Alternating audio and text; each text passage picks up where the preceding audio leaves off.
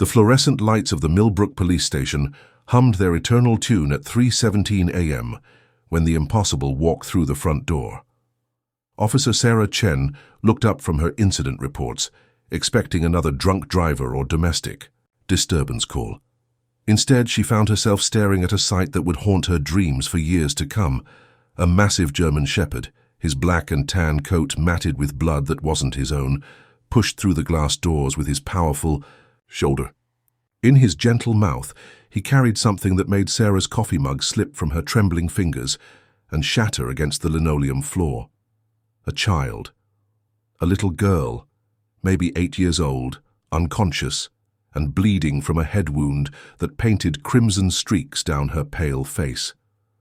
The dog's amber eyes locked onto Sarah's with an intelligence that seemed almost human, desperate, pleading, urgent. "Jesus Christ," Sarah whispered, her 23 years of police work failing to prepare her for this moment. She reached for her radio with shaking hands. "Dispatch, I need an ambulance at the station now, child with severe head trauma." The German shepherd padded forward with careful, measured steps, each movement calculated to avoid jarring his precious cargo. His ears were pinned back, not in aggression, but in the kind of focused determination Sarah had only seen in seasoned canine units. This wasn't just any dog. This was a professional, a warrior, a guardian angel with 4 legs and a badge that couldn't be seen, but somehow felt. As he approached Sarah's desk, the dog gently lowered himself to the ground, placing the girl on the cold floor with the tenderness of a mother laying her child to sleep. His massive head never left her side, and his eyes never left Sarah's face. The message was clear. Help her, please.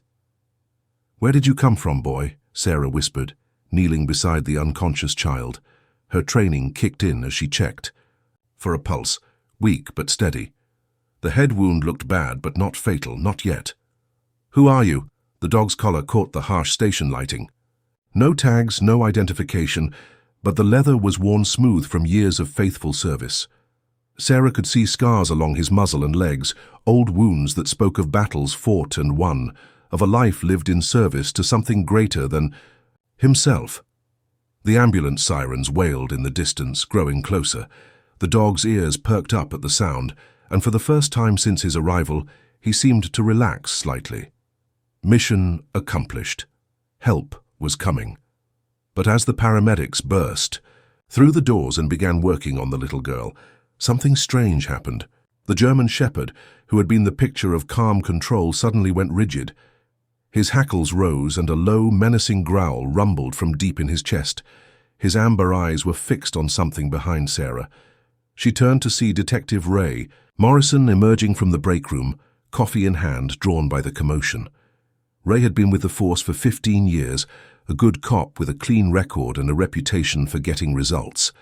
But as his eyes met the dog's, something passed between them, something that made the temperature in the room drop 10 degrees. The growling intensified. The dog positioned himself between the wounded girl and Detective Morrison, his body language shifting from protector to predator in the span of a heartbeat. The paramedics paused in their work, sensing the sudden tension. "Easy there, boy," Ray said, his voice steady but strained. "I'm one of the good guys."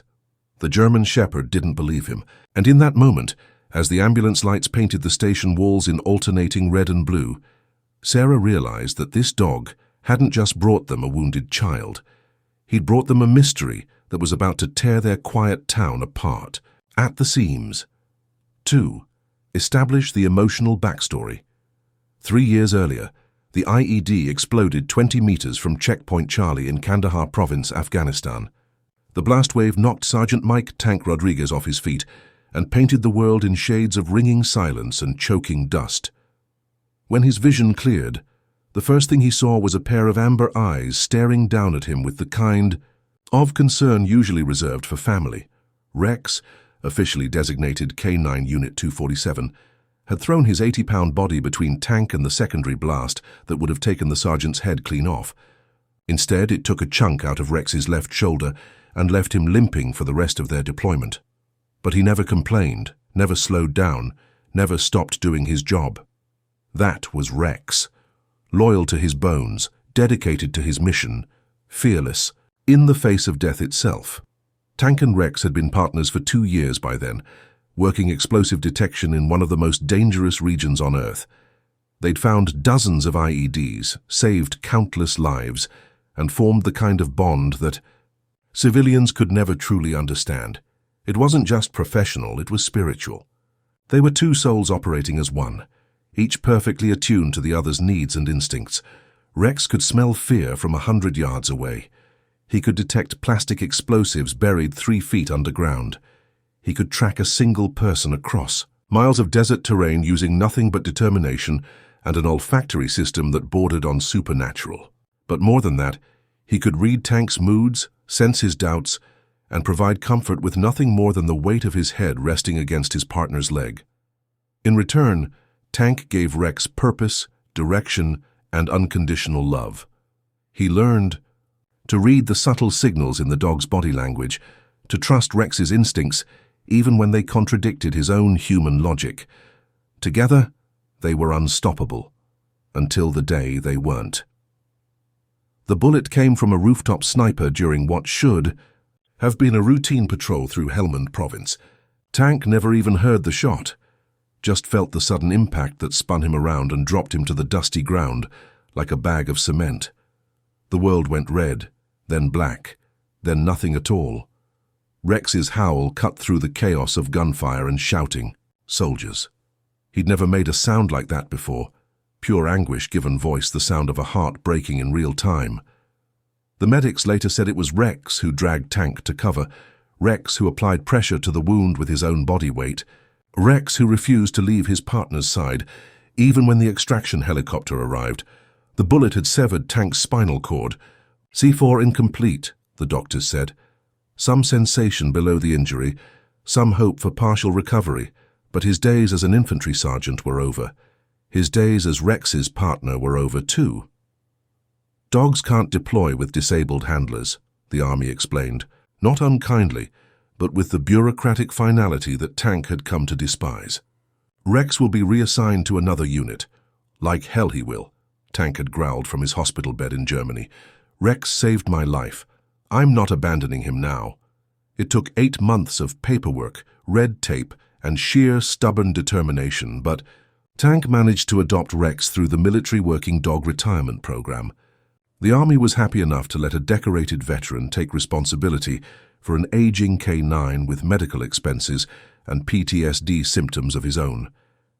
They came home to Millbrook together, Tank in his wheelchair, Rex limping slightly from his own war wounds, both of them trying to figure out how to live in a world without the structure and purpose that had defined their lives for so long. Tank got a job with the county sheriff's department doing administrative work, while Rex struggled. The dog had nightmares.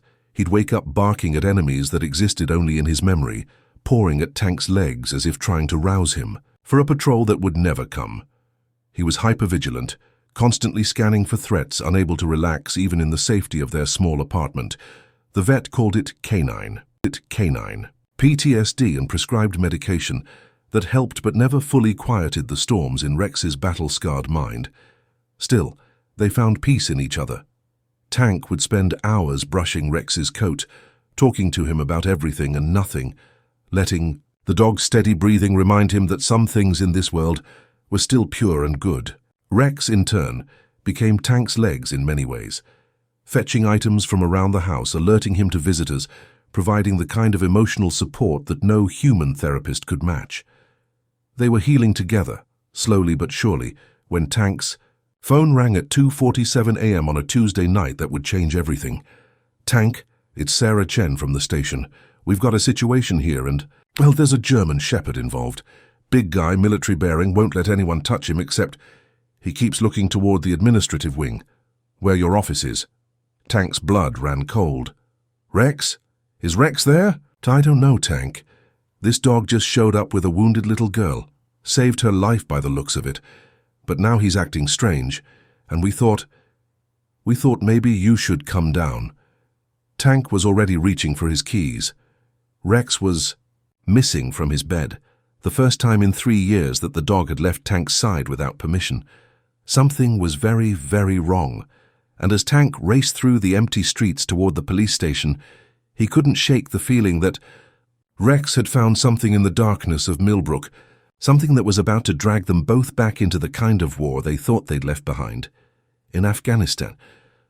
The wheelchair ramp at the Millbrook police station had been installed the year Tank started working there, but he'd never appreciated its smooth engineering more than he did at 3:45 a.m., racing to reach whatever crisis had drawn Rex from their home. The automatic doors slid open to reveal a scene that made his blood freeze in his veins. Rex, stood guard over a small form on a stretcher, while paramedics worked frantically around him. The dog's massive head was lowered, his amber eyes tracking every movement with the kind of intense focus Tank recognized from their military days. This wasn't confused wandering or a PTSD episode. This was Rex in full mission mode. "Tank, thank God you're here," Sarah Chen called out, hurrying over with obvious relief. "He won't let us get too close to the girl. Keeps positioning himself between her and, well, pretty much everyone except the paramedics." Tank rolled closer, speaking in the calm, authoritative tone that Rex had been trained to obey. "Rex, higher." The German command for here cut through the chaos, and the dog's ears perked up immediately. But he didn't move, didn't even look away from his vigil. "That's unusual," Tank murmured. In all their years together, Rex had never ignored a direct command, not once. Something had overridden his training, something powerful enough to make him act on pure instinct rather than learned behavior. Detective Morrison stepped forward from where he'd been watching near the break room door. "Your dog's got good protective instincts, Tank. Kid was in bad shape when he brought her in. Head trauma, signs of physical abuse. Could have died if he hadn't found her." Rex's reaction was immediate and terrifying. The low growl that rumbled from his chest was unlike anything Tank had heard from him before. Not the warning growl of a protective dog, but something deeper, more primal. The hackles along his spine rose like a mohawk, and his lips pulled back to reveal teeth that could crush bone. Every person in the station took a step back. Every person except Detective Morrison, who stood his ground with the kind of casual confidence that suggested this was just another night at the office for him. "Easy there, boy," Morrison said, his voice carrying that particular tone adults used when talking to children or animals they considered beneath their notice. "Nobody's going to hurt the kid. We're the good guys, remember?" Rex didn't buy it. If anything, the growling intensified, and Tank saw something in his partner's eyes that sent chills down his spine. Recognition. Rex knew Detective Morrison, or at least knew something about him that the rest of them didn't. "Rex, what is it?" Tank whispered, rolling his chair closer despite every instinct screaming at him to maintain distance. "What do you see?" The dog's eyes flicked to Tank for just a moment, long enough to convey a message that words couldn't capture. Danger, betrayal, enemy. Then his attention returned to Morrison with laser focus. Sarah cleared her throat nervously. "Maybe we should get the girl to the hospital first, sort out the dog situation after—" "No." The word came from Tank with surprising force. 20 years of reading Rex's body language had taught him to trust the dog's instincts over his own human reasoning. "Rex is trying to tell us something. We need to listen." Morrison's casual demeanor shifted slightly, and Tank caught a flash of something in the detective's eyes. Irritation, maybe, or calculation. "Look, Tank, I get that you and your dog have a special bond, but this is a child abuse case. We can't let PTSD episodes interfere with proper procedure." The words hit Tank like a physical blow, but it was Rex's reaction that truly stunned everyone in the room. The German Shepherd rose to his full height, all 80 pounds of muscle and scar tissue and barely contained fury, and took a deliberate step toward Morrison. Not aggressive, not yet, but unmistakably territorial. "He's never done this before," Tank said quietly, his mind racing through possibilities. "Rex has met dozens of cops, detectives, federal agents. He's never shown aggression. Toward law enforcement, not once."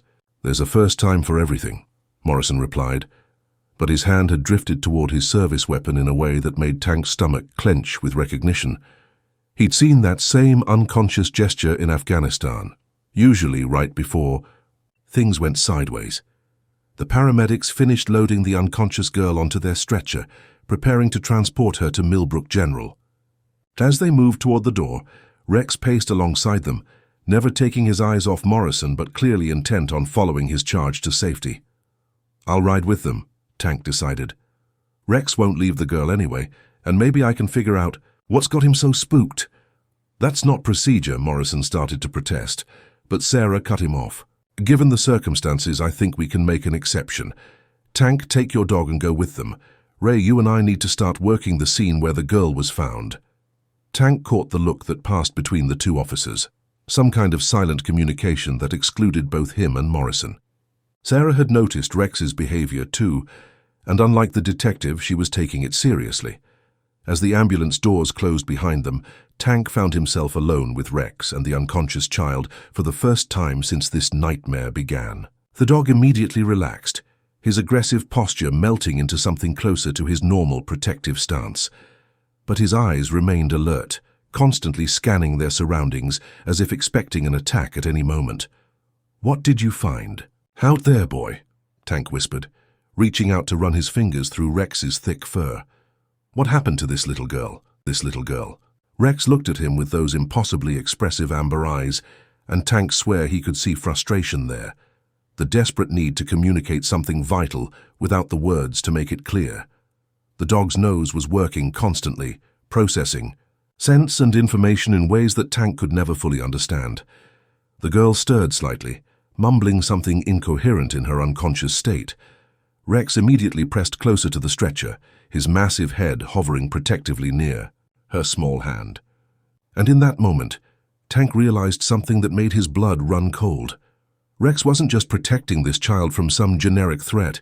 He was protecting her from someone specific, someone he'd encountered before, someone who had triggered every alarm bell in the dog's highly trained threat assessment system, someone like Detective Ray Morrison. Tank pulled out his phone and scrolled to Sarah's number. Whatever Rex had stumbled into tonight, it was bigger than a simple child abuse case. It was something that required the kind of investigation skills that had kept them alive in Afghanistan, the ability to separate allies from enemies when the difference meant life or death. And if Tank's instincts were correct, the real enemy wasn't hiding in the shadows of Millbrook's streets. He was hiding in plain sight, wearing a badge and carrying a gun, trusted by everyone except the one witness whose testimony couldn't be bought, intimidated, or silenced. Rex knew the truth. Now Tank just had to figure out how to prove it before. That truth got them all killed. The pediatric ICU at Millbrook General hummed with the quiet efficiency of medical professionals who had seen too much. Tank positioned his wheelchair beside the small bed where the girl, identified as 8-year-old Emma Hartwell, lay surrounded by monitors and IV lines. Rex had claimed the space between the bed and the door, his massive form creating an impenetrable barrier against any potential threats. Dr. Jennifer Walsh approached with the careful steps of someone who'd learned to respect both wounded children and protective animals. "The head trauma is serious, but not life-threatening," she reported quietly. "But Tank, there are other injuries, old ones. This child has been systematically abused for months, maybe years." Tank's hands clenched into fists against his wheelchair's armrests. "Sexual abuse? Physical? Emotional? Possibly sexual? We're running a full workup, but what I can tell you right now is that someone has been hurting this little girl for a very long time. The head injury that brought her to you tonight, that was just the latest in a long series of accidents." Rex's ears flicked at the sound of footsteps in the hallway, and his body tensed with familiar alertness. Tank recognized the pattern immediately. Someone was approaching who didn't belong, someone whose scent or presence triggered the dog's threat assessment protocols. Detective Morrison appeared in the doorway, his expression appropriately concerned and professional. "How's she doing, Doc?" Rex's reaction was immediate and unmistakable. The low growl that rumbled from his chest made Dr. Walsh take an involuntary step backward, while Morrison's hand drifted toward his weapon with practiced ease. "Your dog has a problem with me, Tank," Morrison observed, his tone carefully neutral. "Maybe it's time to consider that his war experiences have affected his judgment." "Rex's judgment has never been wrong," Tank replied quietly. "Not once in 7 years. If he has a problem with you, Detective, then you and I need to have a conversation about why that might be." The tension in the room ratcheted up several degrees. Dr. Walsh cleared her throat nervously. "Perhaps we should take this discussion somewhere else. The child needs rest." "Actually," Tank said, his eyes never leaving Morrison's face, "I think Rex wants to stay right here, don't you, boy?" The German Shepherd's response was to lie down directly in front of Emma's bed, creating a living barrier between the sleeping child and the detective. His amber eyes remained fixed on Morrison, with the kind of unwavering focus that Tank remembered from their hunting expeditions in Afghanistan. Morrison's carefully maintained facade cracked slightly. "This is ridiculous. I'm trying to investigate a child abuse case, and you're letting a traumatized animal interfere with police work. Tell me about Emma's family," Tank said suddenly. "Who reported her missing?" The question seemed to catch Morrison off guard. Her mother called it in around midnight. Said Emma had been acting out, ran away from home. We've been looking for her ever since." Rex's growl deepened, and Tank felt the familiar chill that came with recognizing a lie. In Afghanistan, that instinct had saved their lives more times than he could count. Rex could smell deception the way other dogs smelled food. It was a talent that had made them legendary among their unit. "Where was Emma found?" Tank pressed. "Abandoned warehouse on the east side. Looks like she was hiding. From someone, hit her head trying to get away." Morrison's answers came too quickly, too smoothly, like a story that had been rehearsed and refined. "That's interesting," Tank mused, "because Rex brought her directly to the police station. Not to the hospital, not to the fire department, straight to us. How would a dog know to do that unless what? Unless he'd been there before. Unless he recognized the place as somewhere help could be found." Tank's mind was racing now, connecting dots that formed a picture he didn't want to see. "Rex, show me!" The command was given in the same tone Tank had used during their military service, and Rex responded immediately. The dog rose to his feet and padded over to Tank's wheelchair, his nose working as he processed scents that humans couldn't detect. Then Rex did something that made Tank's blood freeze. He looked directly at Detective Morrison and performed a perfect alert position, the same stance he'd used in Afghanistan to indicate the presence of explosives or enemy combatants. "Son of a bitch," Tank whispered. Morrison's hand was on his weapon now, no longer trying to hide his intentions. "That dog is a menace. I'm going to recommend he be put down for aggressive behavior toward law enforcement." "You do that," Tank said quietly, "and I'll make sure every news outlet in the state knows that a decorated war hero was executed for trying to protect an abused child from a corrupt cop." The words hung in the air like a lit fuse. Morrison's face went through several expressions, surprise, anger, calculation, before settling on something that looked almost like relief. You don't know what you're talking about, Tank, don't I? Rex has been trying to tell us something since the moment he saw you, something about Emma, something about who hurt her." Tank's voice grew stronger, more confident. "You know what I think, Detective? I think Rex followed Emma's scent backward from wherever you left her. I think he tracked her to that warehouse and found her bleeding and unconscious. And I think he brought her to the one place he knew she'd be safe, away from you." Morrison drew his weapon, not pointing it directly at Tank, but making its presence known. "That's a serious accusation to make without proof." "Who says I don't have proof?" Tank's hand moved to his phone. "Sarah's been running background checks all night. Turns out Emma's mother has called in a lot of domestic disturbance reports over the past 6 months. Reports that all got assigned to you. Reports that somehow never resulted in arrests or follow-up investigations." The detective's face had gone pale, but his gun hand remained steady. "You're fishing." "Am I? Then why is Rex alerting on you like you're carrying explosives? Why does every instinct he's developed over 7 years of protecting people tell him that you're a threat to this child?" Dr. Walsh had pressed herself against the far wall, her eyes wide with terror as she realized she was trapped in a room with an armed man and a conversation that had gone way beyond her comfort zone. But she hadn't run, hadn't called security. Something in Tank's voice, or maybe in Rex's unwavering vigilance, had convinced her to stay and witness whatever was about to unfold. Morrison's radio crackled to life. "Detective Morrison, this is dispatch. We need you back at the station immediately."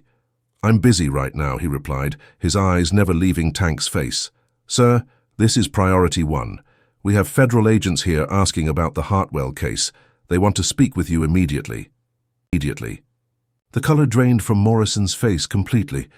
His weapon wavered slightly, and Tank saw something he recognized from Afghanistan, the moment when an enemy realized they'd been outflanked and surrounded. "Federal agents," Tank repeated softly. "Now that's interesting. What would the FBI want with a simple child abuse case in small-town Montana?" Rex rose to his feet again, sensing the shift in the room's dynamics. His alert posture never wavered, but Tank could see the anticipation in his partner's eyes. The dog knew something was about to break.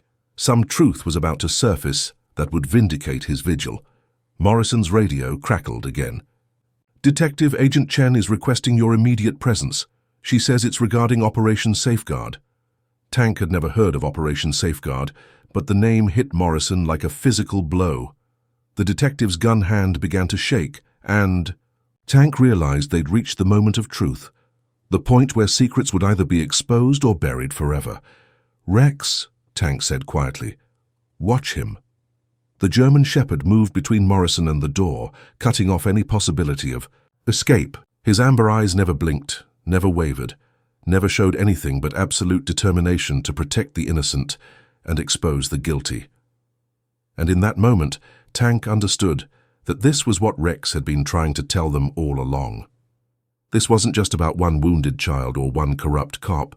This was about something bigger, something that had brought federal agents to their small town in the middle of the night, something that was about to blow their quiet community apart at the seams.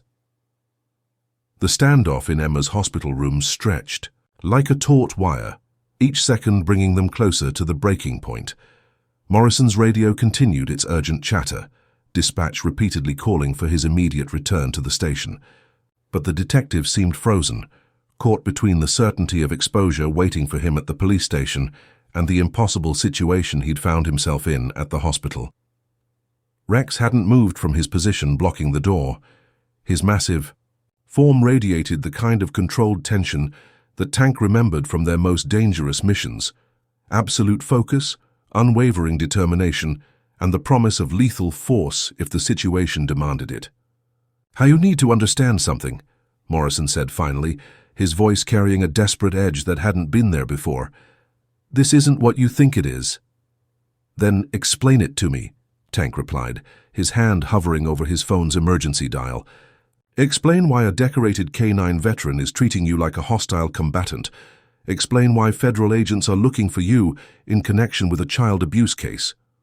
Morrison's laugh held no humor whatsoever. "You think I'm the one who hurt that little girl. You think I'm some kind of monster who preys on children. I think Rex knows something about you that the rest of us don't," Tank said quietly. "And in 7 years of partnership, his instincts have never steered me wrong." The detective's radio crackled again, more urgently this time. "Morrison, this is Chief Patterson. You have exactly 5 minutes to get back here, or I'm sending units to your location. The feds are not happy, Ray, not happy at all." Something shifted in Morrison's demeanor, a kind of resignation that Tank recognized from soldiers who'd reached the end of their rope. The detective slowly holstered his weapon, but his eyes remained fixed on Rex with a mixture of fear and grudging respect. "You want to know why your dog doesn't trust me?" Morrison asked. "It's because he's smarter than the rest of us. He can smell guilt from a mile away, and I've been carrying a lot of it lately." Tank felt his stomach clench. What kind of guilt? The kind that comes from watching children get hurt and not being able to stop it. The kind that comes from knowing who's responsible but being powerless to prove it. Morrison's voice cracked slightly. "Emma Hartwell isn't the first kid to show up broken and bleeding on my watch. She's just the first one your dog decided to save." The confession hung in the air like smoke from a grenade blast. Tank's mind raced to process this new information, to reconcile Morrison's words with Rex's obvious distrust. "You're saying you're not the one who hurt her?" "I'm saying I'm the one who's been trying to catch the bastard who did," Morrison replied. "And I'm saying your dog figured that out before I was ready to admit it to myself." Rex's posture hadn't changed, but Tank noticed a subtle shift in the dog's body language, ears still forward, still alert, but not quite as aggressive as before, as if he was listening to Morrison's words and finding some truth in them. Then, why does Rex— "Because I reek of failure," Morrison interrupted. "Because every time I get close to the truth, someone with more power and better connections shuts me down. Because I've been carrying evidence around for months, knowing that the moment I surface it, my career is over and probably my life too." Dr. Walsh, who had been pressed against the wall in terrified silence, suddenly spoke up. "Detective, are you saying there's an organized network? That Emma isn't an isolated case?" Morrison looked at her with eyes that held more pain than Tank had seen outside of a combat zone. "I'm saying that little girl is just the tip of the iceberg, and the people responsible for what happened to her have resources, connections, and influence that go way beyond what a small-town detective can handle." Tank's phone buzzed with an incoming text. He glanced down to see a message from Sarah Chen. "Federal agents here asking about you and Rex. They know about Afghanistan, about your security clearance. Something big is happening. The feds are asking about us," Tank said, showing Morrison the message. "Why would federal agents care about a retired army sergeant and his service dog?" Morrison's smile was bitter and knowing. "Because your dog just walked into the middle of the biggest federal investigation to hit Montana in 50 years. Because Emma Hartwell's disappearance wasn't random. It was orchestrated to flush out informants and potential witnesses." Witnesses to what? Human trafficking, child exploitation, a network that spans 3 states and involves people you'd never suspect. Morrison pulled out a small recording device from his jacket pocket. "I've been gathering evidence for 8 months, building a case that could bring down judges, politicians, business leaders, people who thought they were untouchable." Rex's reaction to the recording device was immediate and telling. Instead of maintaining his aggressive stance, the dog moved closer to Morrison, his nose working to process new scents and information. Tank recognized the behavior. Rex was re-evaluating the situation, adjusting his threat assessment based on additional data. "If you're one of the good guys," Tank said carefully, "why didn't you just say so from the beginning?" "Because I didn't know who else might be listening. Because in this investigation, trust is a luxury that gets people killed." Morrison met Tank's eyes directly. "But your dog just forced my hand, and maybe that's exactly what needed to happen." The hospital room's door opened suddenly, and Sarah Chen appeared with 2 people Tank didn't recognize, a woman in a dark suit and a man who radiated the kind of quiet authority that screamed federal agent. Rex immediately positioned himself between the newcomers and Emma's bed, but his posture wasn't aggressive. Protective, yes, but not hostile, as if he'd categorized these arrivals as potential allies rather than threats. "Agent Sarah Chen, FBI," the woman announced, her eyes taking in the scene with professional assessment. "I'm guessing our timing is pretty good." Morrison laughed, and this time it held genuine humor. "Agent Chen, meet Tank Rodriguez and his partner Rex, the dog who just blew our entire operation wide open by refusing to let sleeping dogs lie." "Actually," Agent Chen replied, "Rex just saved us months of surveillance work. We've been watching Detective Morrison as part of our investigation, trying to determine if he was part of the network or working against it. His behavior tonight, combined with your dog's obvious protective instincts toward the child, has answered that question definitively." Tank felt the pieces clicking into place. Rex wasn't alerting on Morrison as a threat to Emma. He was alerting on the guilt and stress Morrison was carrying from his undercover work. "Military working dogs are trained to detect more than just explosives," Agent Chen confirmed. "They can sense psychological states, stress chemicals, even deception. Your partner was reading Detective Morrison's emotional state and responding to the danger that surrounded his investigation. In ideal conditions? Maybe an hour, but we don't know how much time has passed, whether it's rained, how much vehicle traffic has contaminated the trail." Tank looked down at his partner, seeing the same focused determination that had made them legendary in Afghanistan. But if anyone can do it, Rex can. Emma struggled to stand from her wheelchair, her small legs still weak from her ordeal. "I want to help. I want to help Rex find my friends." "Absolutely not," Dr. Walsh interjected, from where she'd been monitoring Emma's condition. "This child has been through enough trauma. She needs rest, therapy, time to heal." "No." Emma's voice carried surprising strength. "The bad people are going to hurt Sarah and Marcus and the others. Rex needs me to help him understand where they went." Tank looked at Agent Chen, seeing his own internal conflict reflected in her expression. Using a traumatized child as an asset in an active investigation violated every protocol, every ethical standard, every human instinct to protect the innocent. But Rex walked back to Emma and gently nuzzled her hand, then looked up at Tank with eyes that seemed to hold a deeper understanding than any human could achieve. The dog had made his choice. Emma was part of his pack now, part of his mission to protect the innocent and expose the guilty. "There might be another way," Morrison said slowly. "Emma, you said Rex broke the door to get you out of the house with no windows. Do you remember anything else about the location? Sounds, smells, anything that might help us identify where it was?" Emma closed her eyes, her small face scrunched in concentration. "It smelled like the place where they fix cars. And there were train sounds, but far away, and—" She opened her eyes suddenly, looking directly at Rex. The tall man's car had a sticker, a yellow sticker with numbers. Agent Chen grabbed her phone. "I need a complete list of all automotive repair facilities within a 5-mile radius of the rail lines.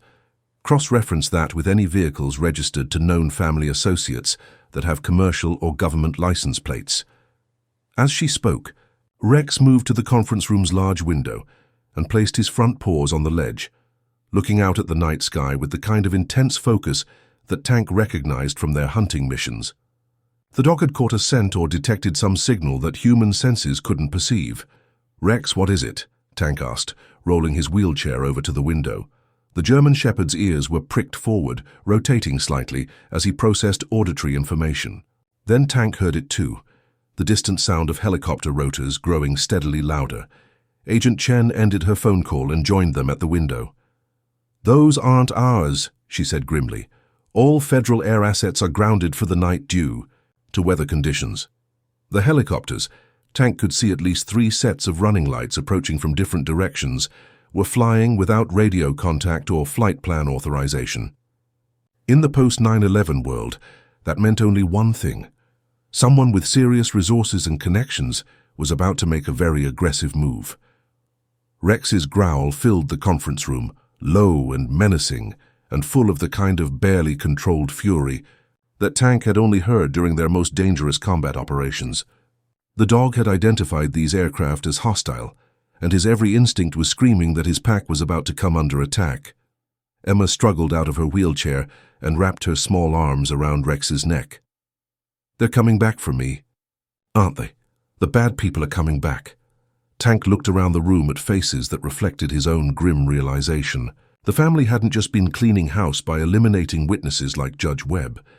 They'd been preparing for a full-scale assault to retrieve Emma and eliminate everyone who'd learned about their operation. "How long until backup arrives?" Tank asked Agent Chen. "Local law enforcement is compromised. We don't know how many people in the sheriff's department are connected to the family. State police are 40 minutes out. Federal reinforcements are at least an hour away." The sound of helicopters was directly overhead now, and Tank could see dark shapes rappelling down ropes toward the hospital's roof. Professional operators, military trained, equipped with gear that suggested they were prepared for significant resistance. Rex positioned himself between Emma and the conference room door, his massive body radiating lethal intent. But even a war hero couldn't stop bullets or explosives, and Tank realized they were about to face the kind of asymmetric warfare that had defined their service in Afghanistan.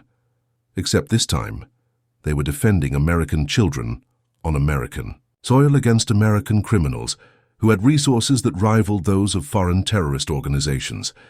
The lights went out. Emergency power kicked in 30 seconds later, bathing the hospital corridors in red emergency lighting that made everything look like a scene from hell itself. And in that crimson darkness, Rex began to hunt.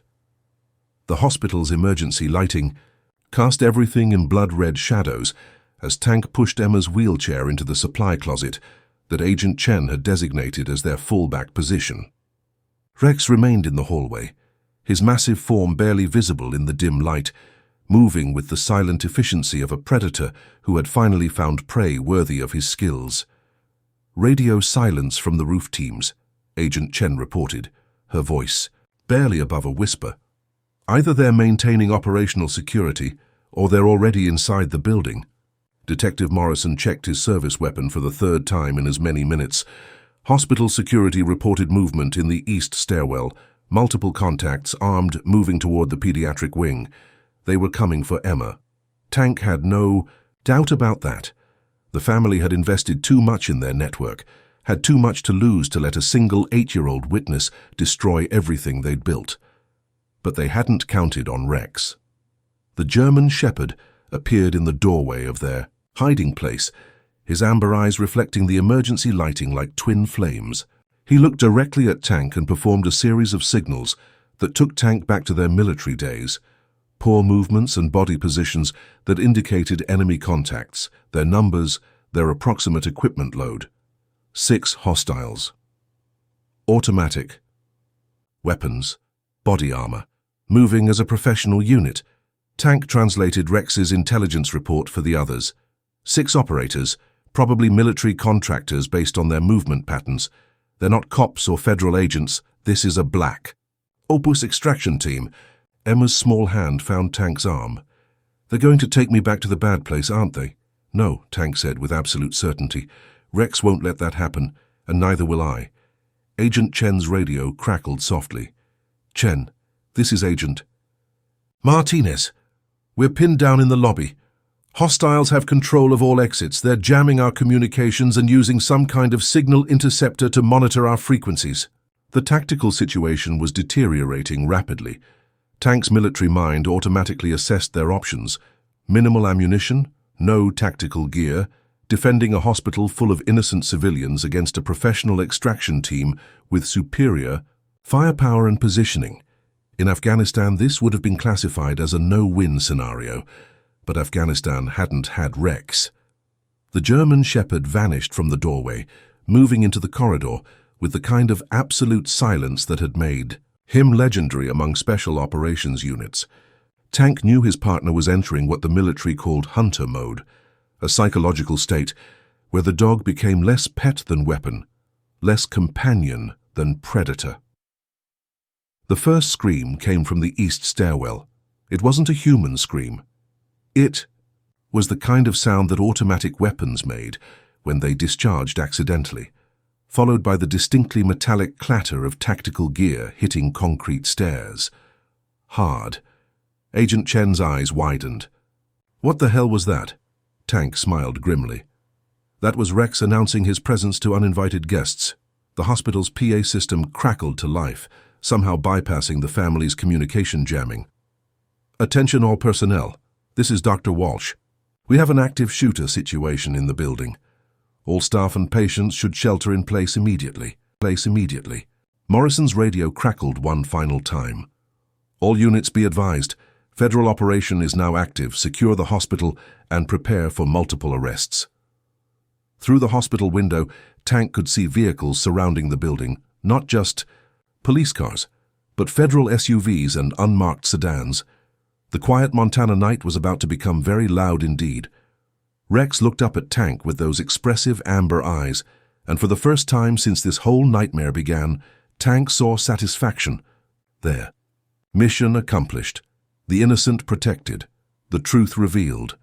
But as the sound of sirens filled the night air and federal agents flooded the hospital corridors, Tank realized that Rex's midnight rescue mission had done more than save one little girl's life. It had triggered the kind of federal operation that would either bring justice to Montana's children or get them all killed, trying.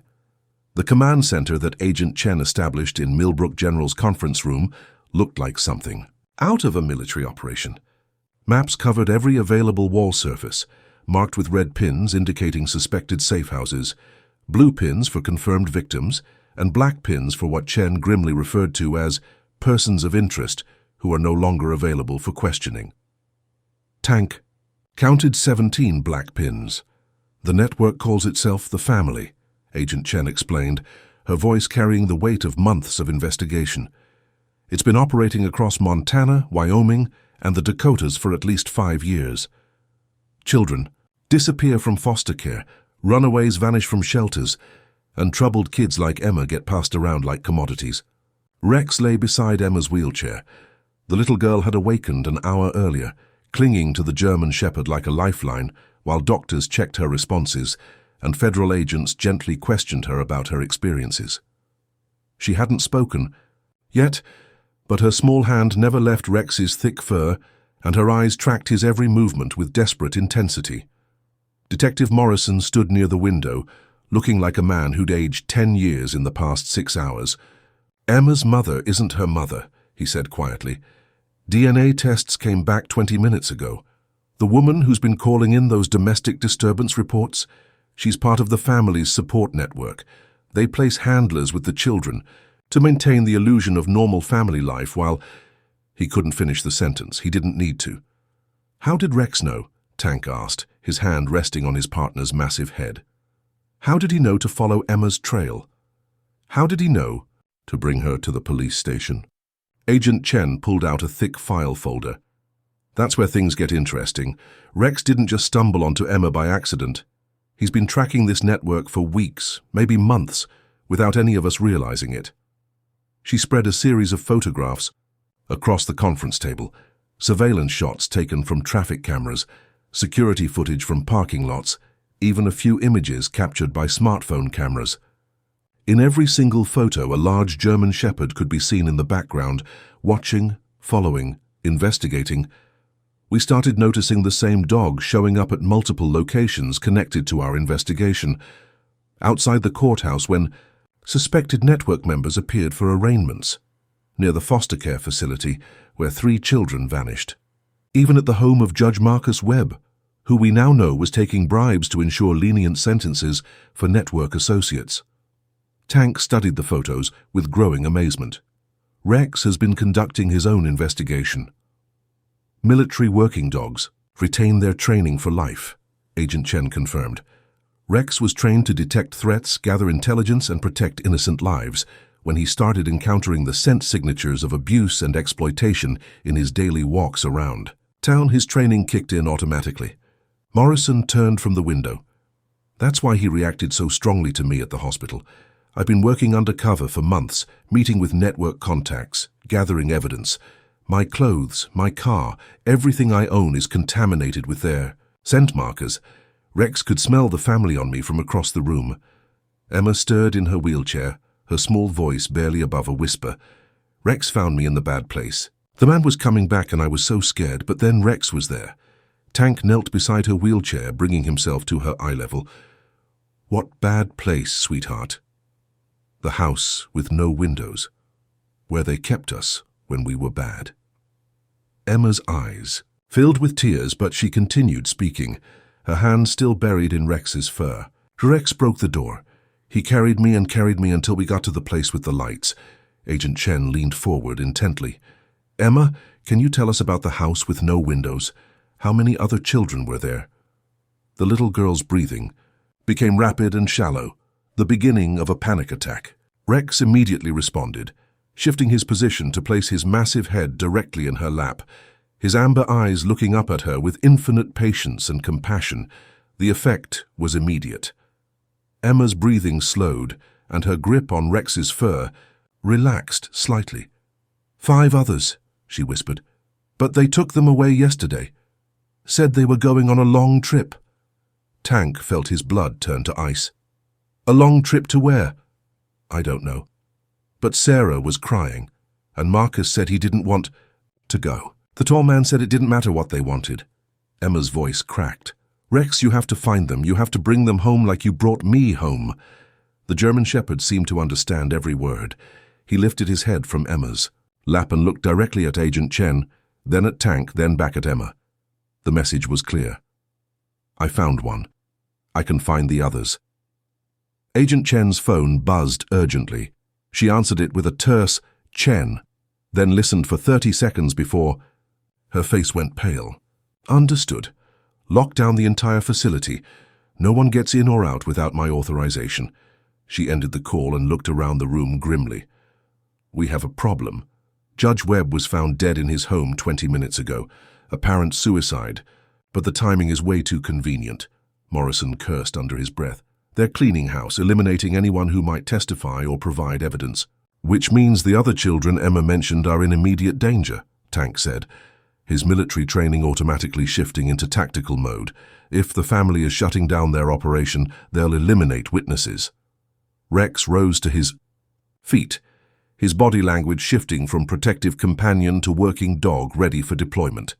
He padded over to the conference room door and performed a perfect alert stance, indicating his readiness to track and pursue. Agent Chen studied the dog with new respect.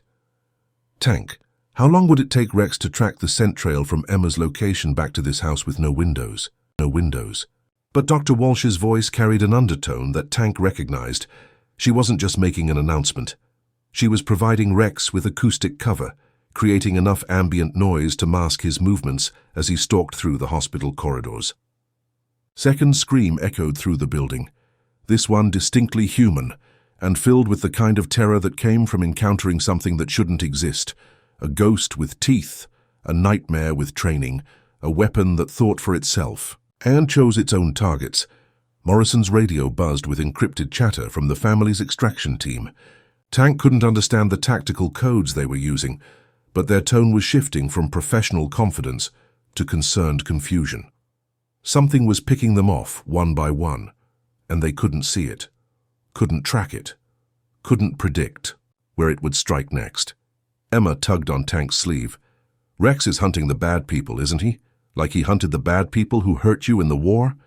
Tank looked down at the little girl who had somehow become the center of a federal investigation, a child whose courage in the face of unimaginable trauma reminded him why he and Rex had spent 7 years fighting overseas.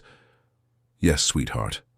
Rex is hunting the bad people, and he's very, very good at it." The lights flickered and went out completely, plunging the hospital into absolute darkness. Emergency lighting failed to engage. The family's technical team had disabled the backup systems, probably assuming that darkness would give their extraction team a tactical advantage. They were wrong. Rex had been trained to operate in complete darkness, using senses that human operators couldn't match or counter. Night vision goggles were useless against a predator who hunted by scent, sound, and electromagnetic signatures that only a military working dog could detect. Tank's phone buzzed with a text message from an unknown number. "Your dog has eliminated 4 of our operators. Call him off and we'll consider letting the girl live." He showed the message to Agent Chen, who stared at it in disbelief. 4 operators?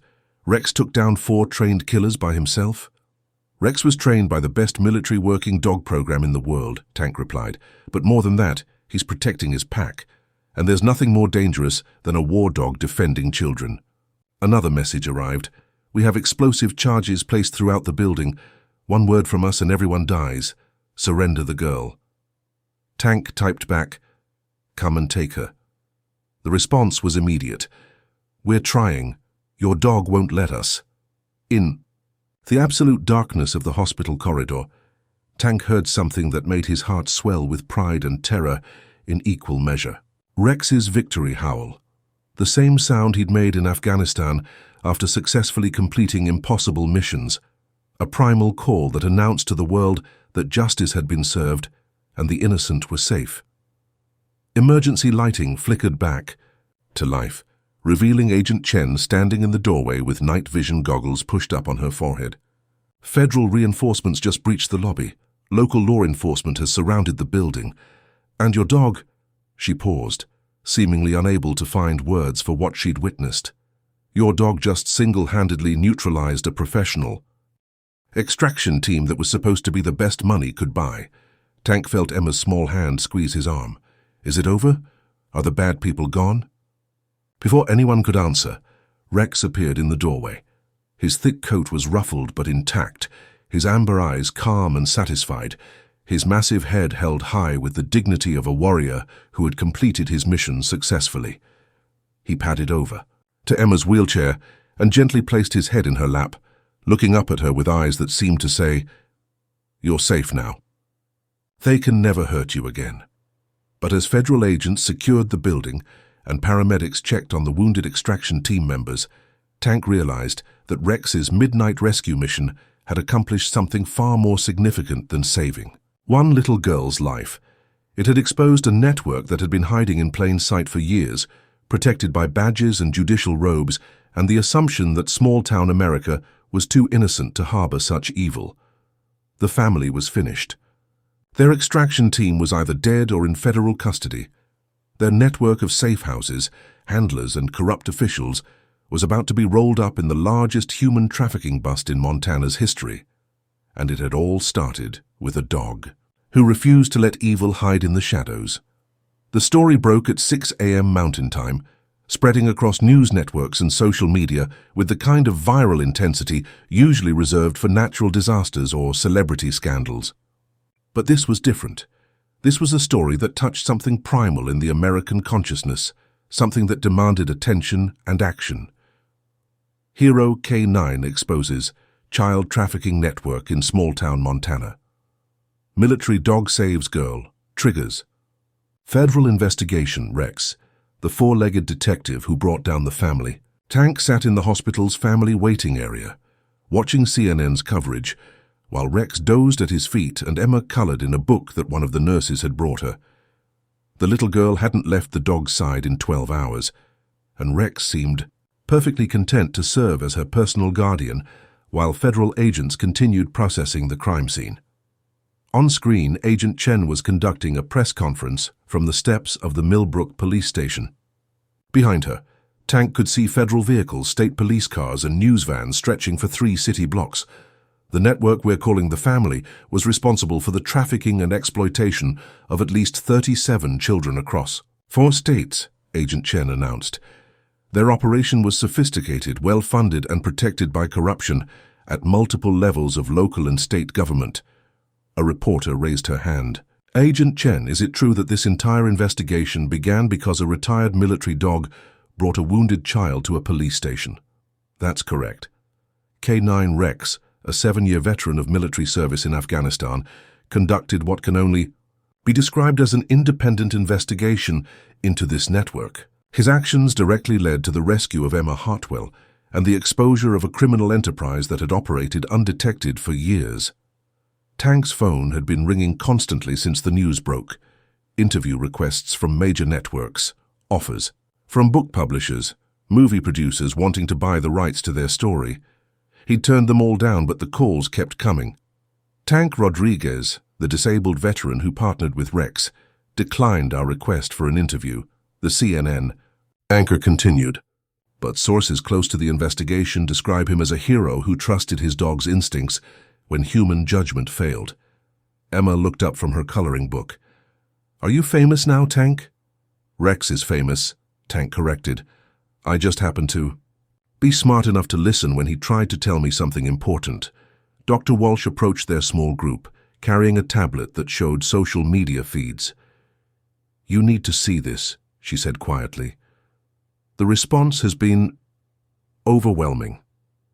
Tank scrolled through Twitter, Facebook, and Instagram posts from around the world. Photos of Rex were being shared millions of times, accompanied by stories from other veterans about their own service dogs, testimonials from child abuse survivors, and donation offers for organizations that trained working dogs. Rex, the hero, was trending globally, but more importantly, the hashtag was being used to share information about other suspected trafficking operations, other missing children, other communities where something felt off, but no one had known how to report it. Rex's story was inspiring people to trust their instincts, to speak up when they saw something wrong, to remember that sometimes the most important witnesses were the ones who couldn't speak for themselves. Detective Morrison appeared at Tank's elbow, looking like a man who'd aged 20 years in the past 24 hours. Tank, I wanted to thank you. And Rex. If you hadn't been willing to trust his instincts. How many more children did we find? Tank asked. 17 so far. All alive, all being reunited with their real families or placed in protective custody. The safe house that Emma described led us to 3 more locations, and those led us to financial records that are helping us track down children who were trafficked to other states. Tank looked down at Rex, who was sleeping peacefully with his massive head resting on Emma's small feet. The dog looked utterly ordinary in sleep. Just a pet enjoying a quiet moment with a child he'd chosen to protect. But Tank knew better. Rex was a warrior who had found his most important mission not on foreign battlefields, but in the quiet streets of small-town America, where evil had thought it could hide behind badges and respectability. "There's something else," Morrison continued. "The FBI wants to offer Rex a position as a consultant, officially recognize him as a federal asset for investigations involving child exploitation." Tank raised an eyebrow. "Rex is retired, we both are." "Are you?" Morrison asked. "Because it seems to me that Rex just proved he's not done protecting innocent people. And there are a lot of other children out there who could use a protector, like him." Emma stopped coloring and looked up at Tank with eyes that held wisdom far beyond her 8 years. "Rex saved me because that's what he does. He saves people who can't save themselves." She reached over and gently stroked the sleeping dog's ears. "Maybe he's not retired. Maybe he's just getting started." Tank felt something shift inside his chest, a recognition that their quiet life of healing and recovery had just become something bigger, something that would require them to step back into the kind of service that had defined their partnership for 7 years. But this time, they wouldn't be fighting foreign enemies in distant deserts. They'd be fighting for American children in American communities, using skills honed in war to protect the most vulnerable members of their own society. Rex opened one amber eye and looked at Tank with the kind of patient intelligence that had made their partnership legendary. The message was clear: ready when you are, partner. 3 months later, Tank sat in the same hospital family waiting area where this entire journey had begun, but everything was different now. The walls were covered with photos sent by families whose children had been rescued as part of Operation Safeguard, the code name that federal agents had given to the investigation that Rex's actions had triggered. 43 children recovered across 6 states. Dozens of arrests, including judges, police officers, social workers, and business leaders who had thought their positions made them untouchable. The family's network had been completely dismantled, its assets seized, its leadership either dead or facing life sentences. Rex lay beside Tank's wheelchair, wearing a new harness that identified him as a federal consulting canine unit. The designation was unprecedented. No retired military working dog had ever been granted federal law enforcement status. But then again, no retired military working dog had ever single-handedly brought down a multi-state trafficking network. Emma sat cross-legged on the floor next to Rex, reading aloud from a children's book about dogs. She'd been living with foster parents for 2 months now, a childless couple who had undergone extensive background checks and psychological evaluations before being approved to care for a trafficking survivor. But 3 times a week, she came to the hospital for therapy sessions with Dr. Walsh, and 3 times a week, Tank and Rex were there waiting for her, providing the kind of stability and security that helped her process trauma and begin healing. Chapter 7, Emma read, her voice stronger and more confident than Tank had ever heard it.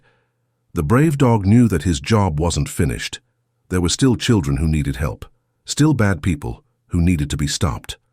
Rex's tail thumped against the floor, his subtle way of showing approval. The German Shepherd had learned to be patient during Emma's reading sessions, understanding that this quiet ritual was part of her recovery process. Tank's phone buzzed with a text from Agent Chen. New case in Colorado. Missing children. Suspicious. Circumstances. Local law enforcement is requesting Rex's assistance. Are you ready for another mission? He looked down at his partner, seeing the same focused intelligence that had made them legendary in Afghanistan. Rex was 8 years old now, getting grey around the muzzle, carrying the accumulated injuries of 7 years of military service and one very eventful night at Millbrook General Hospital. But his amber eyes still held the fire of a protector, the dedication of a guardian who understood that his purpose was to stand between the innocent and those who would harm them. "What do you think, boy?" Tank asked quietly. "Ready to help some more kids?" Rex rose to his feet and performed a perfect ready stance, the same position he'd used to indicate mission readiness during their military deployment. Emma giggled and clapped her hands. "Rex wants to go help more children," she announced. Just like he helped me. Tank typed back to Agent Chen. Rex and I are ready. Send us the details. As he hit send, Tank realized that their retirement was officially over. But this wasn't the kind of return to duty that he'd feared during those dark months after they'd returned from Afghanistan. This wasn't about reliving past trauma or trying to recapture lost glory. This was about using the skills they'd developed in war to serve a cause that was purely simply righteously good, protecting children, exposing predators, ensuring that evil could never again hide behind badges and respectability. Dr. Walsh appeared in the waiting area, carrying Emma's therapy notes and wearing the kind of smile that suggested good news. "Emma, you've made remarkable progress. I think we can reduce your sessions to once a week." The little girl looked up from her book, her face glowing with pride. "Does that mean I'm getting better?" "It means you're healing," Dr. Walsh corrected gently. "And it means you have two very special friends who helped you remember that the world has more good people in it than bad people." Emma stood up and wrapped her small arms around Rex's neck, burying her face in his thick fur. "Thank you for finding me," she whispered. "Thank you for bringing me home." Rex's response was to gently lick her cheek, a gesture so tender and paternal that Tank felt his eyes blur with tears. This was what their partnership had always been about, underneath all the military protocols and tactical procedures. Protecting the innocent, serving something greater than themselves, making sure that love and loyalty triumphed over fear and exploitation. "We have to go now," Tank told Emma. "Rex has more children to help, more bad people to catch." Emma nodded, solemnly, understanding that this wasn't goodbye. It was the beginning of a larger mission that would take Rex and Tank to other communities where other children needed rescue. "Will you tell them about me?" she asked. "Will you tell the other kids that Rex will keep them safe?" "I think," Tank said, "that they'll figure that out all by themselves." As they left the hospital, Tank couldn't help but notice the memorial garden that had been planted near the main entrance. 43 small trees, one for each child rescued during Operation Safeguard, with a bronze plaque that read, "In honor of K9 Rex and all who serve to protect the innocent." Rex paused beside the memorial, his amber eyes reflecting the afternoon sunlight. For just a moment, Tank could swear he saw something like satisfaction in his partner's expression, the quiet pride of a job well done, a mission completed, a promise kept. But there were other missions waiting, other children who needed protection, other predators who thought they could hide in the shadows of American communities. Rex was ready. Tank was ready. And somewhere in Colorado, federal agents were preparing briefing materials for the two-member K9 unit that had just redefined what it meant to serve and protect. 1 year later, a journalist from 60 Minutes asked Tank Rodriguez to describe his partner's most important contribution to law enforcement. Tank thought for a long moment, watching Rex play fetch with a group of rescued children in the backyard of a federal safe house, then gave an answer that would be quoted in law enforcement academies for decades to come. "Rex never learned to speak human language," Tank said quietly, "but he taught us to listen to a voice we'd forgotten existed, the voice of absolute moral clarity that knows right from wrong, without lawyers, without politics, without compromise. He reminded us that sometimes the most important witness in the room is the one who can't be bought, can't be intimidated, and can't be silenced. The journalist pressed for more, but Tank just smiled and whistled for his partner. Rex came running, his graying muzzle split in a doggy grin, his amber eyes bright with the joy of a protector who had found his purpose. As he settled beside Tank's wheelchair, the German shepherd's gaze swept the horizon with the patient vigilance of a guardian angel who knew that evil never rested, but neither did justice. And in small towns across America, parents sleeping peacefully in their beds never knew that their children's safety was protected by a ghost with 4 legs and a badge that couldn't be seen, but was felt by everyone who understood that some battles were too important to leave to humans alone. Rex's watch continued. The innocent slept safely, and somewhere in the darkness, predators learned to fear the sound of paws on concrete and the sight of amber eyes that saw through every lie, every disguise, every shadow where evil thought it could hide. He never barked again during missions, not because he couldn't, but because his presence alone had become a language that both protectors and predators understood perfectly.